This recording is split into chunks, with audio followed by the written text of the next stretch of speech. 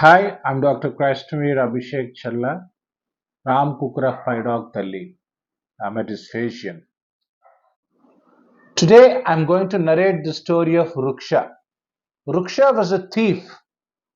He used to rob people to feed his family. So, one fine day, when he was about to rob a group of sages, he was stopped by them and asked, why was he robbing them?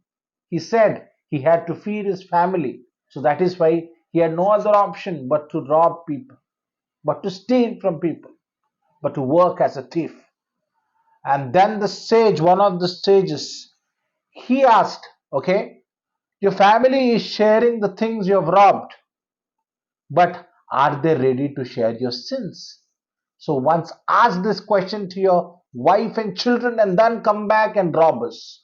And then Ruksha immediately went back to his home and he asked his wife, so I've been stealing for you, I've been robbing for you, I've been feeding you from all that I have stolen.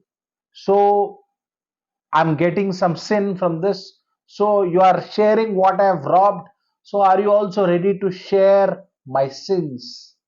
Then the wife and children said, no, we are not ready to share the sins. It is your duty to feed us. You're feeding us, that's it. It is not our duty to share your sins. By this statement, Ruksha was perplexed. He was stunned. And then he came back to the sage and he said, I don't want this life. I don't know what is happening with my life. I'm completely astonished. My family is not ready to share my sins. I don't know what to do. And immediately the sage blessed Ruksha with Rama mantra. And then immediately Ruksha started meditating upon Rama mantra, leaving everything. He was completely focused and dedicated on Rama mantra. He doesn't even know what is happening around him. He was so dedicated on the Rama mantra. He was chanting it, completely mesmerized in it. And then he didn't even know that an anthill was being formed around him. And then there was a very big rain. So the rain god, in order to free Ruksha from that anthill, he caused a very heavy rain. So that rain god, that heavy rain is called Prachetasa, and that anthill is called Valmikam. And because Ruksha came out of that Valmikam through the rain, is called Valmiki.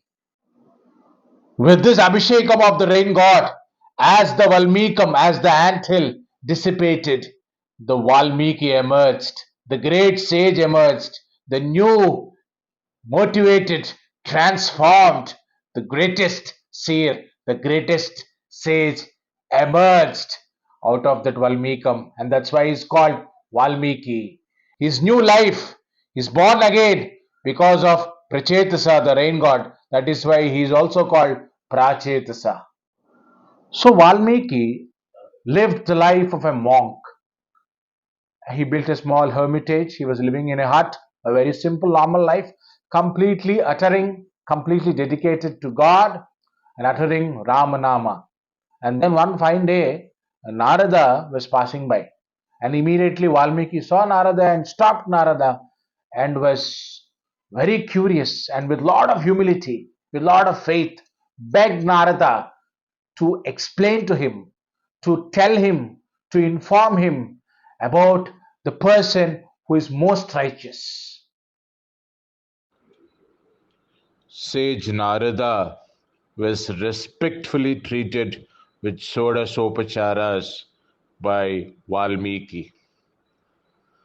Valmiki paid rich tributes to Sage Narada, and Sage Narada gave him the answer about the complete person, about a complete person who is living in the contemporary times. And that complete person is none other than Lord Rama, King Rama. So, in 100 verses, he explained about the life of Rama. This is also called Moola Ramayanam. This is also called Sankshepa Ramayanam, on which Valmiki Ramayanam is based. So, if you ask the right questions and if your intent is good, you'll definitely get answers to everything. So here, Valmiki was ready to become a student. Though he was a great sage, but still he was, a lifelong learner. A teacher has to be a lifelong learner, an eloquent communicator, and at the same time absorbed in the activity. He has to grow from a lecturer to a facilitator to a teacher. So that is the quality of a teacher. And then Narada, in one chapter, in the first Kanda, in the Bala Kanda, in the first chapter, he narrated the story of the person who is most righteous, who is Maryada Purusha, who is the embodiment of Dharma, that is Lord Rama, the King Rama. He narrated to Valmiki in one chapter. After receiving the divine blessings from sage Narada, Valmiki was contemplating on how to start writing Ramayana. At that juncture, he was meditating at the Tamasa river and he was looking at two birds making love. He was starstruck at that beautiful scenery. He was enjoying their love. And suddenly, out of the blue, out of nowhere, a hunter shot an arrow at the male bird and the male bird died. And immediately, with heartache, with heartbreak, the female bird also collapsed. Seeing this, Valmiki got very angry and he cursed the hunter. And this became the first Sanskrit verse, non-Vedic Sanskrit verse. But then Valmiki understood that, being a sage, you shouldn't get angry. And he was in a dilemma. At that juncture, Lord Brahma came and he blessed Valmiki, telling that, this will be your inspiration for writing Ramayana. And then Valmiki, he has taken all the information and he has meditated upon the information. And with that newfound ignition, with that invocation of Rama, he started writing the great epic, Ramayana. And then, with newfound motivation, Valmiki went on to write Ramayana, 24,000 verses of Ramayana, the epic Ramayana, the first ever human made poetry. And when we talk about Valmiki, there's another aspect. No, he was in untruth, he was a robber, and then he came to truth, he became a sage. So, Asatoma Sadgamaya and Tamasoma Jyotirgamaya. He was in darkness. He was filled with darkness, with void, and then he came into light. Tamasoma Jyotirgamaya with the help of sages and Narada and Brahma. And then Mrityorma Amrutam Gamaya, from death to immortality. So if you see Valmiki, though he is not physically alive, but still we remember and cherish Valmiki for his eternal work. So he is still living in our minds, in our hearts.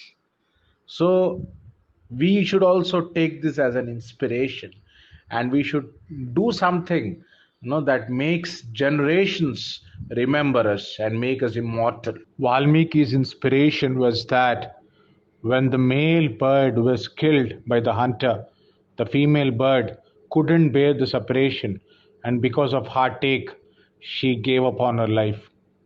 Similarly, you find these episodes in different aspects, in different areas of Valmiki Ramayana. For example, you take Lord Rama and Goddess Sita. No, when Ravana abducted Sita, Ram couldn't bear the separations. Similarly, even Sita couldn't bear separation. And in Sundarakanda, she says that she would give up on her life if she is not united with Rama. Similarly, when Rama completes his avatar and is planning to ascend back to Vaikunta, his throne. Then Hanuman couldn't bear the separation.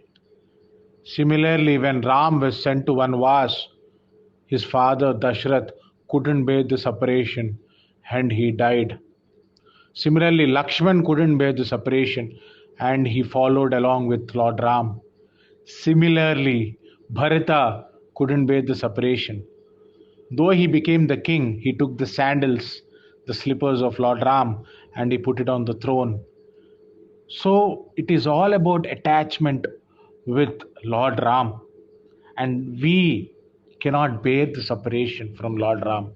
Here, Lord Ram signifies the ultimate supreme soul, Paramatma, and we are individual souls, and we long to be unified with the supreme soul, and we can't bear the separation.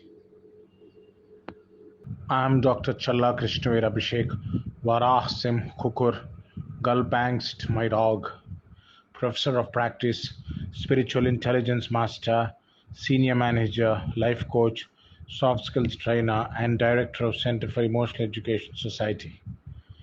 వీరుడైన కృష్ణుడు వరాహ్ సింహుకుర్ గల్పాంగ్స్ట్ my dog నే చల్లబరిచే అభిషేకం